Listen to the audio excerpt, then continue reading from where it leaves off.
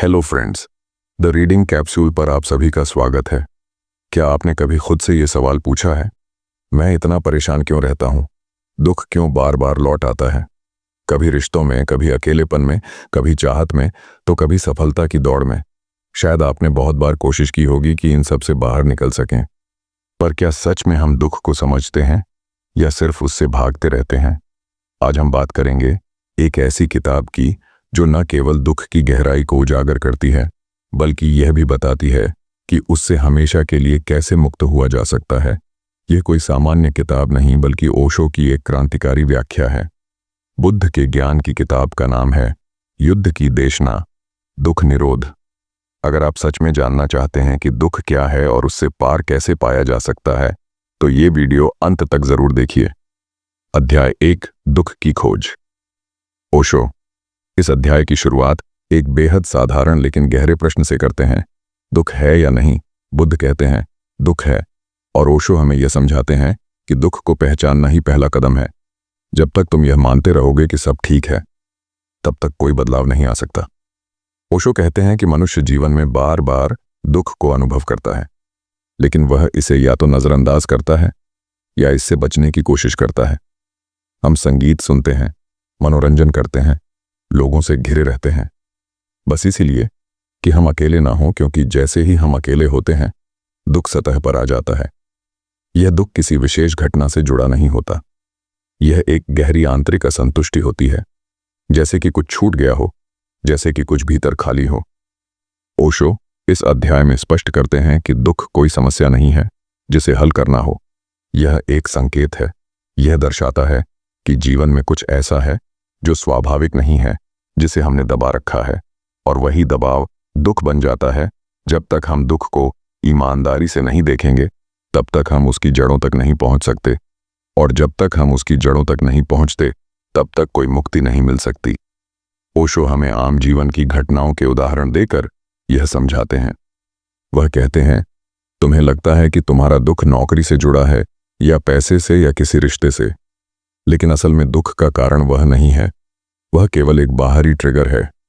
असल दुख तुम्हारे भीतर बैठा हुआ एक अनजाना अंधकार है, जिसे तुम देखना नहीं चाहते।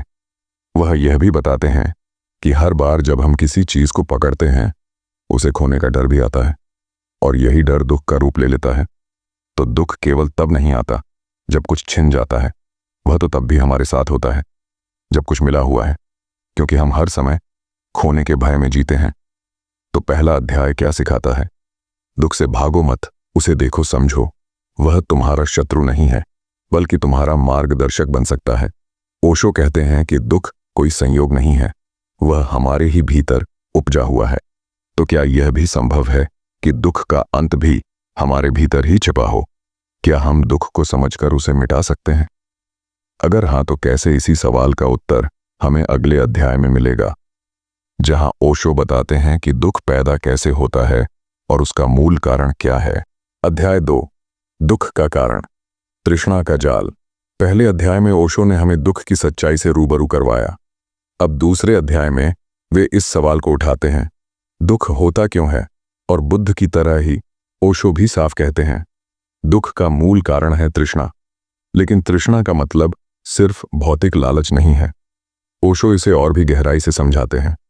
वे कहते हैं, तृष्णा यानी कुछ और होने की इच्छा जो है, उसमें असंतोष जो नहीं है, उसकी लालसा, और यह लालसा ही मनुष्य के भीतर बेचैनी और दुख का बीज बोती है। ओशो बताते हैं कि तृष्णा के कई रूप हैं।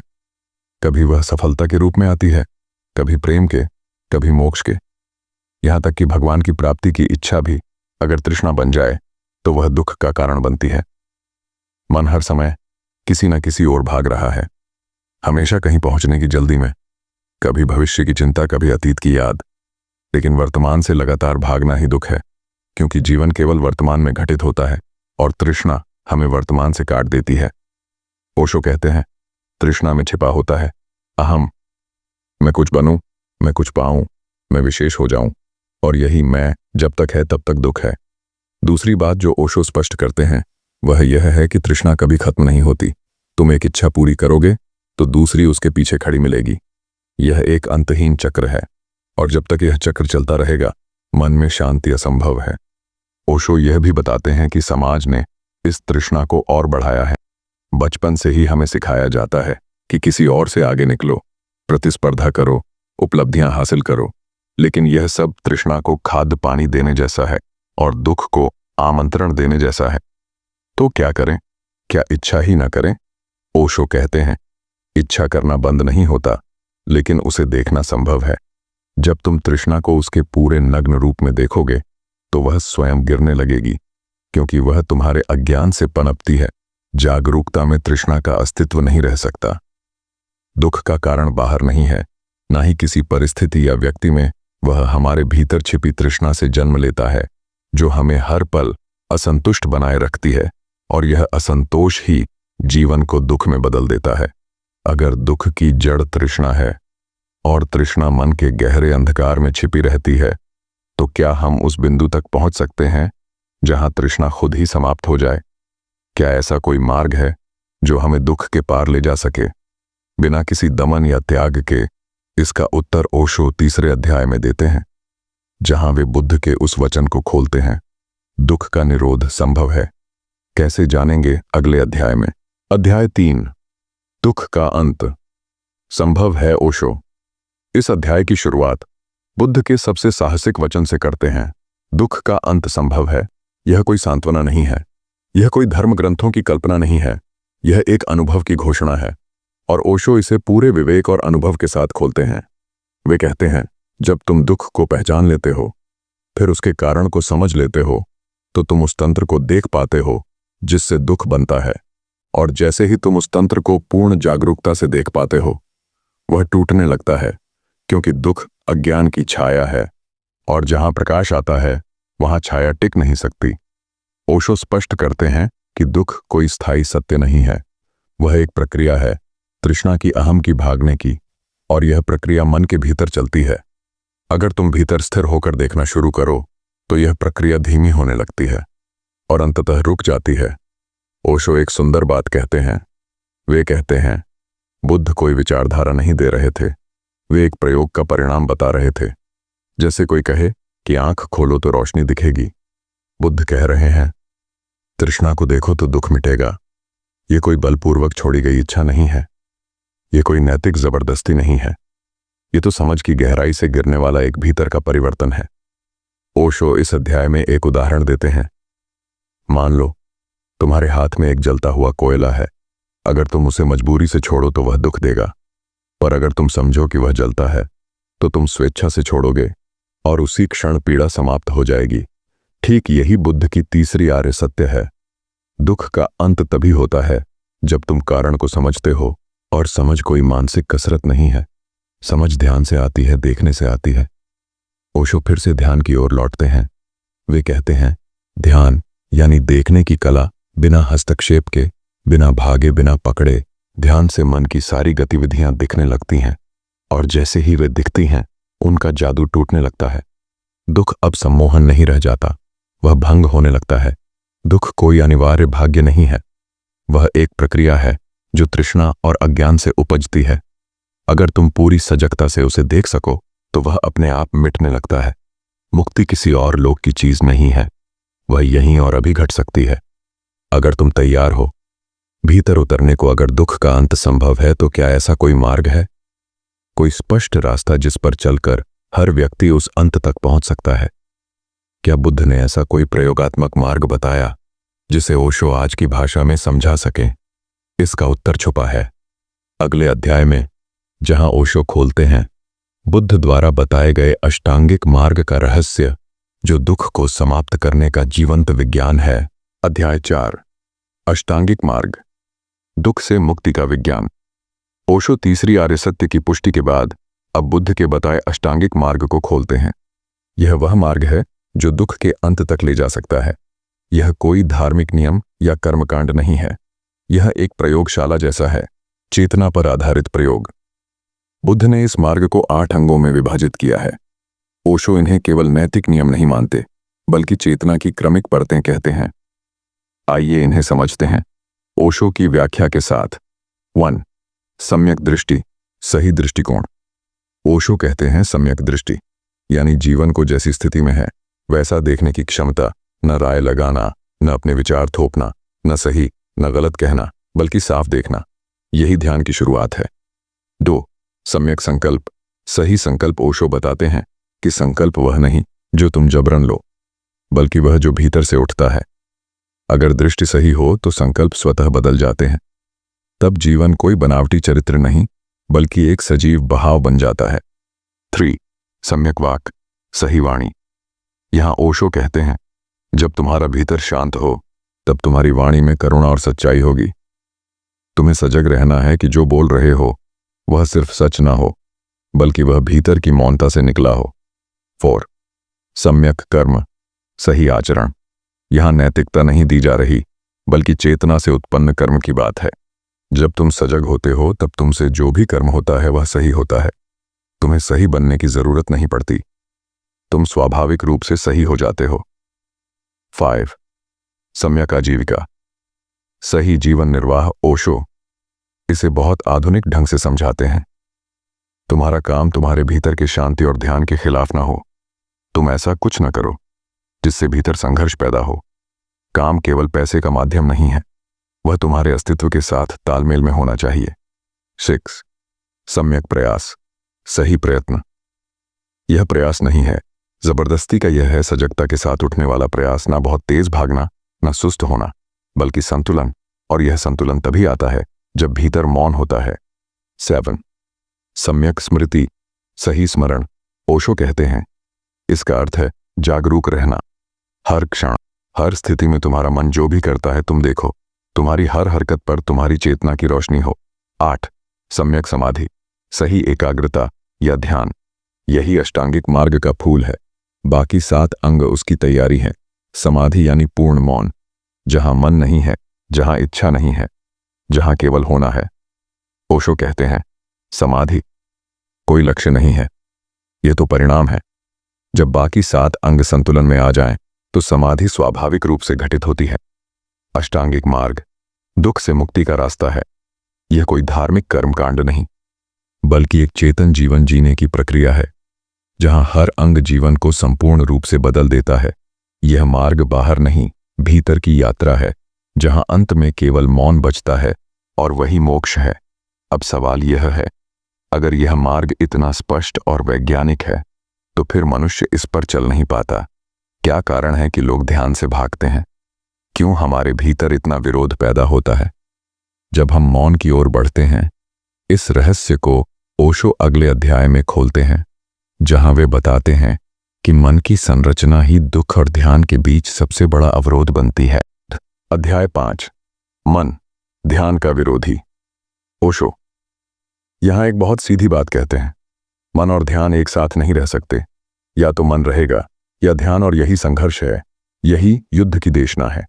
बुद्ध ने जिस अष्टांगिक मार्ग की बात की, वह मार्ग तो है ही, लेकिन जब तुम उस मार्ग पर चलना शुरू करते हो तो सबसे पहले जो बाधा खड़ी होती है वह तुम्हारा अपना ही मन है। ओशो पूछते हैं, जब सब कुछ दुख दे रहा है तो लोग ध्यान की ओर क्यों नहीं जाते? मन की चुप्पी की ओर क्यों नहीं बढ़ते? क्या वजह है कि मौन से इतना डर लगता है? और वे इसका उत्तर भी देते हैं, मन का अस्तित्व ही अशांति पर टिका है। जैसे कोई पंखा चलता रहे तो उसका होना लगता है, जैसे ही वह रुकता है उसकी उपस्थिति खत्म सी हो जाती है। मन भी चलता रहे, सोचे भटके चिंता करे तो तुम्हें लगता है कि तुम जीवित हो, लेकिन जैसे ही तुम भीतर शांति से बैठने लगते हो, मन घबरा जाता है, क्योंकि वही उसकी मृत्यु की शुरुआत है। ओशो कहते हैं, ध्यान कोई तकनीक नहीं, ये मन से विद्रोह है। ये मन के बनाए हर झूठ से बाहर निकलने की शुरुआत है। और यही कारण है कि जब भी तुम ध्यान की ओर जाते हो, मन तुम्हारे खिलाफ षड्यंत्र करने लगता है। वह तुम्हें याद दिलाता है, काम की, भविष्य की, अतीत की या इच्छाओं की। वह हर संभव कोशिश करता है कि तुम अभी में न टिक सको, क्योंकि अभी में मन की कोई भूमिका नहीं होती। ओशो कहते हैं, ध्यान कोई प्रयास नहीं बल्कि प्रयासहीनता में ठहरना है, और मन इसे बर्दाश्त नहीं कर सकता। मन कहता है कुछ करो, ध्यान कहता है कुछ मत करो, बस देखो, बस रहो।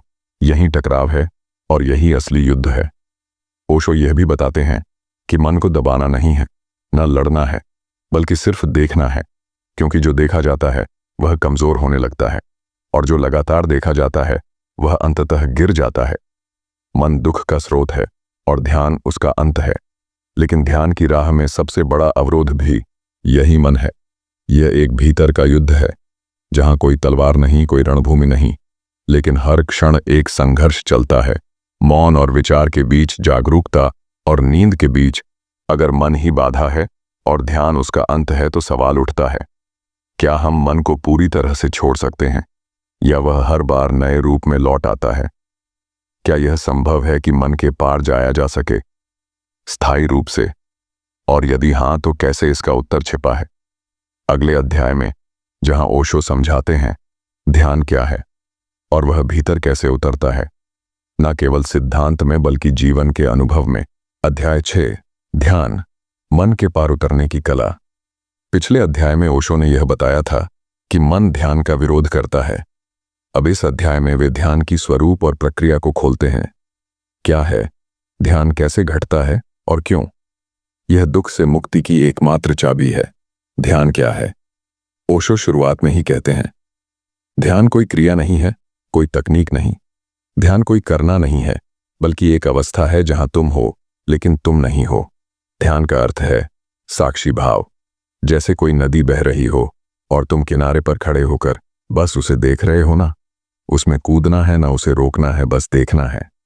और जब तुम अपने भीतर उठते विचारों को, भावनाओं को, तृष्णाओं को बस देखने लगते हो, तो धीरे धीरे एक दूरी बन जाती है।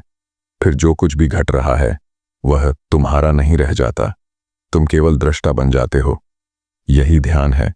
ध्यान की प्रकृति। ओशो कहते हैं, ध्यान कोई बंधन नहीं देता, कोई नियम नहीं देता। ध्यान तो पूर्ण स्वतंत्रता है।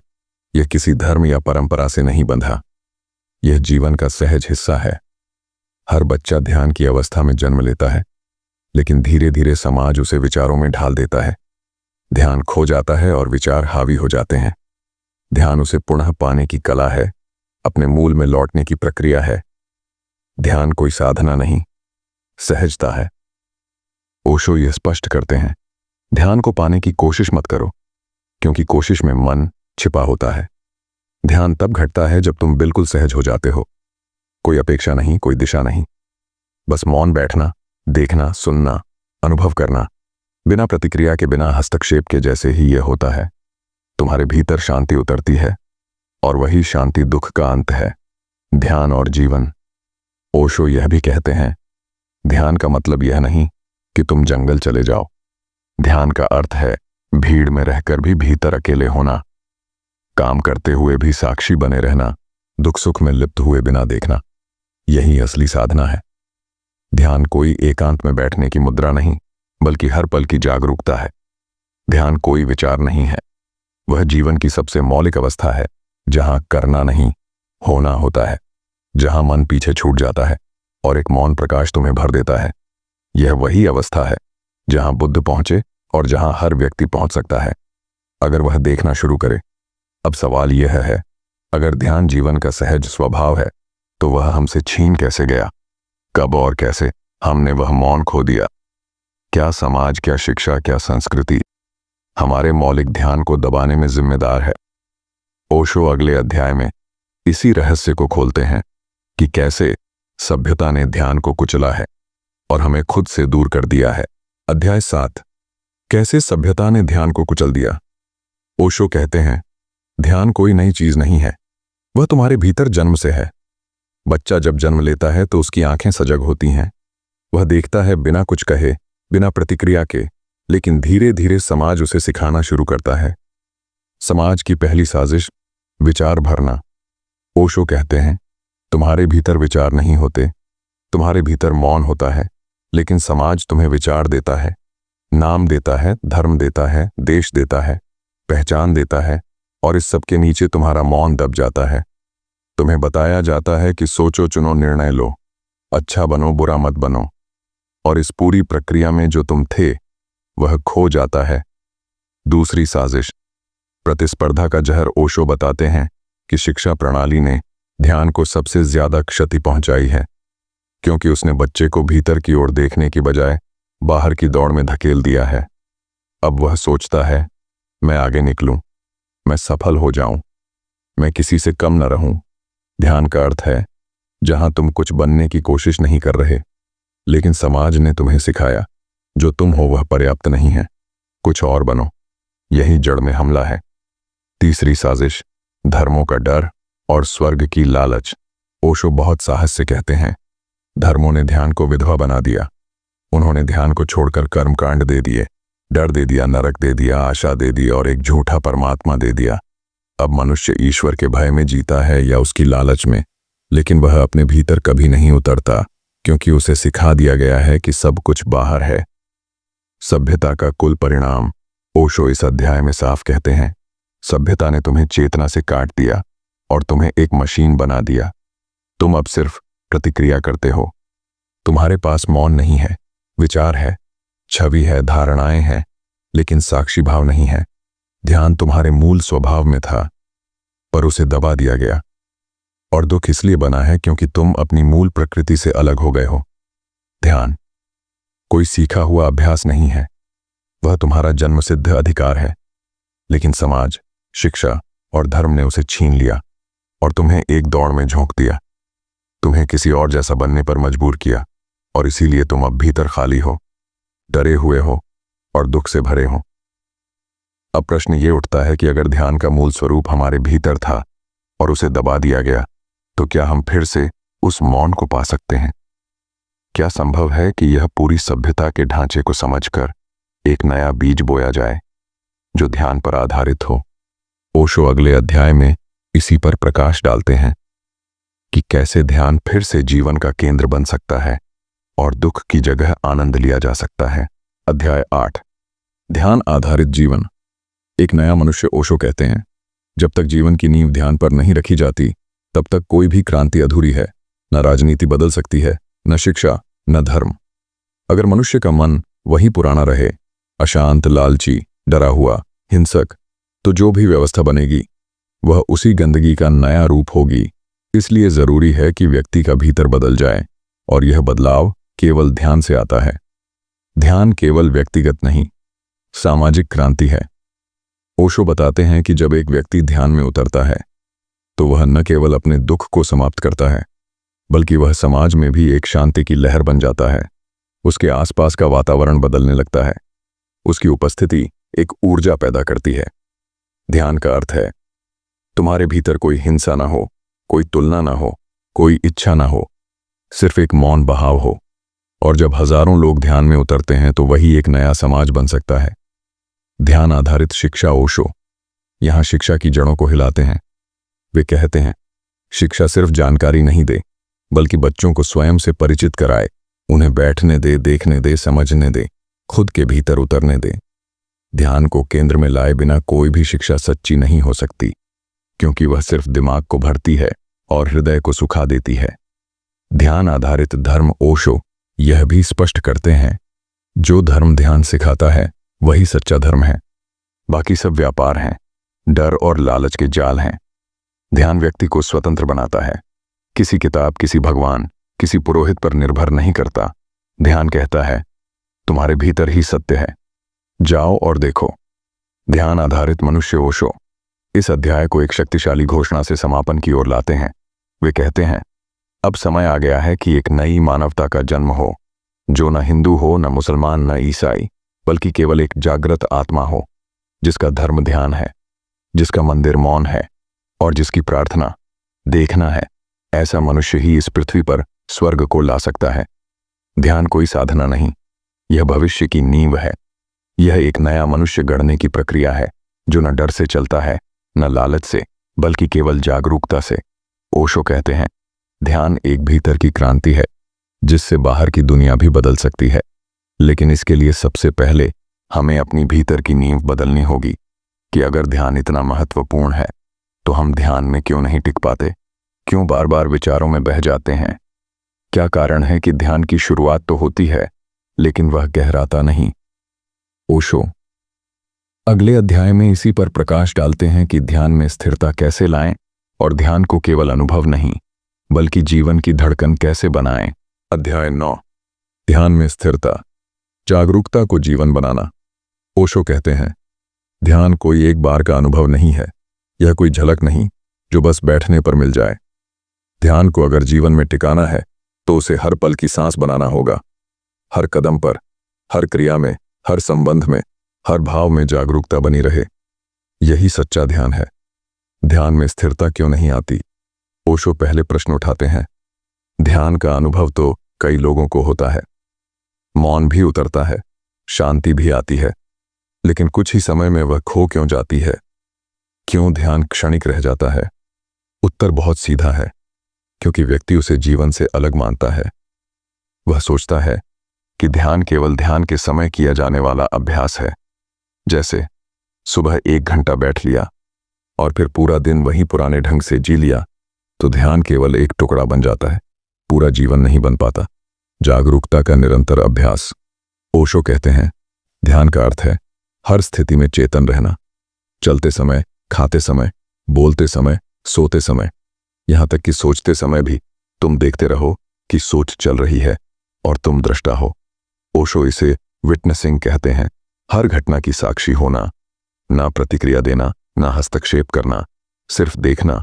और धीरे धीरे यह देखना इतना गहरा हो जाता है कि हर चीज में एक अलग स्पष्टता उतरती है। हर भावना जैसे पारदर्शी हो जाती है। ध्यान जीवन की गति को बदल देता है। जब तुम जागरूक होकर जीने लगते हो तो बहुत सी चीजें स्वतः छूटने लगती हैं। गुस्सा, ईर्ष्या, जलन, भीतर की दौड़, सब बेमतलब लगने लगते हैं, क्योंकि अब तुम उन्हें बस देख रहे हो और जो देखा जाता है वह तुम पर हावी नहीं होता। ओशो कहते हैं, ध्यान से जीवन की दिशा नहीं, गुणवत्ता बदलती है। बातें वही होती हैं, पर अब उनमें एक गहराई होती है, एक शांति, एक संतुलन। ध्यान को साधना नहीं बनाना, स्वभाव बनाना है। ओशो अंत में चेतावनी भी देते हैं, ध्यान को प्रयास मत बनाओ, क्योंकि प्रयास में तनाव होता है। ध्यान तो स्वाभाविक होना चाहिए। जैसे सांस चलती है, जैसे आंखें झपकती हैं, वैसे ही तुम्हारी जागरूकता बनी रहे। धीरे धीरे यह ध्यान तुम्हारा स्वभाव बन जाएगा। तब न तुम्हें ध्यान करना होगा, न छोड़ना होगा। तब तुम स्वयं ध्यान हो जाओगे। ध्यान कोई अभ्यास नहीं, यह जीवन की गति बदल देने वाली ऊर्जा है। अगर तुम उसे निरंतर जी सको तो दुख का कोई कारण नहीं रह जाता। मन की जड़ें उखड़ने लगती हैं और भीतर एक नया मैं जन्म लेता है, जो मौन है, शांत है और पूर्ण है।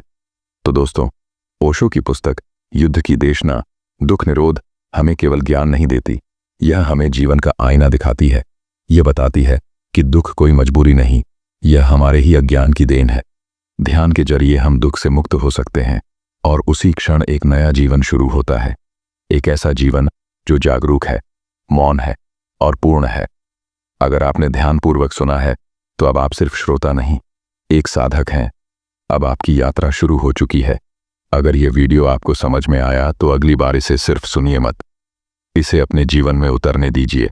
और अगर आप ऐसी और किताबों की समझ चाहते हैं तो चैनल को ज़रूर सब्सक्राइब करें, वीडियो को शेयर करें ताकि यह संदेश औरों तक भी पहुंचे, और कमेंट में ज़रूर बताएं कि इस पूरी यात्रा में आपके भीतर क्या बदला।